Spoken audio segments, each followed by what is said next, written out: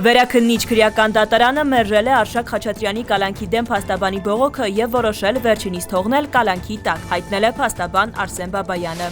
Ցանկացած հարցի մասին խոսելիս պետք է հասնել խնդրի էության հայեցակարգային հիմքերին, նշել է վարչապետը, որպես բանախոս հանդես գալով դատական գործերի քննության ողջամիտ ժամկետների պահպանման խոչընդոտների վերաբերյալ պանելային քննարկմանը։ Փաշինյանի խոսքով արդարություն ու արդարադատություն պահանջում են բոլորը, բայց պետք է նախ ձևակերպել, թե ինչ են դրանք, ով է մեր երկրում արդարադատության պատասխանատուն։ Դատական գործերի քննության ողջամիտ ժամկետների պահպանման խոչընդոտների թվում բազմաթիվ օբյեկտիվ պատճառներ կան, բայց դրանց մեծ մասը գոնե այս պահին սուբյեկտիվ են, նկատել է արդարադատության նախարարը, շեշտել, այդ հանգամանքը ապացուցվում է բարեխիղճ դատավորների գոյությամբ, որոնք չնայած առկա խոչընդոտներին հասցնում են ողջամիտ ժամկետում գործերի քննություն իրականացնել։ Հանրապետության նախագահ Վահագն Խաչատուրյանը դատական իշխանության օրվան նվիրված միջոցառման իր խոսքում ընդգծել է. դատական իշխանության նկատմամբ վստահությունը ձևավորվում է այն ժամանակ, երբ արդարադատությունը ոչ միայն իրականացվում է, այլ նաև ընկալվում է որպես արդար եւ թափանցիկ։ Այդ վստահությունն է, որ կապում է քաղաքացուն պետության հետ եւ ամրապնդում իրավական հիմքերը, պետության հիմքերը։